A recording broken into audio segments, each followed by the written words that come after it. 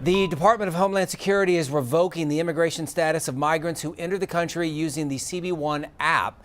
This could potentially impact hundreds of thousands of migrants.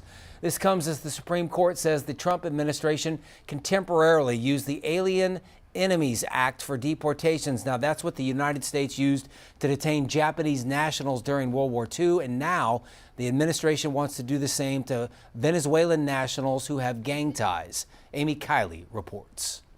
This is a win for the Trump administration. The Supreme Court is allowing deportation proceedings under the Alien Enemies Act for now, but with stipulations. The ruling throws out a U.S. district judge's order. President Donald Trump says on social media it's, quote, a great day for justice. You can use these additional authorities, such as the Alien Enemies Act, to target these terrorist organizations. But the Supreme Court says the men involved in the case can challenge the use of the Alien Enemies Act. They just have to do so in the district where they're detained. The justices say anyone facing deportation under the wartime law should have that opportunity. The ACLU calls that a victory. It comes after ICE sent alleged Venezuelan gang members to an El Salvador prison while legal challenges were still playing out. They actually, as a practical matter, can get to the courts and not be whisked away in the middle of the night like was originally done in this case. Another ruling from the Supreme Court yesterday involves a Maryland man erroneously deported to El Salvador. The justices say the U.S. doesn't have to bring him back for now. That they can whisk someone out of the country by accident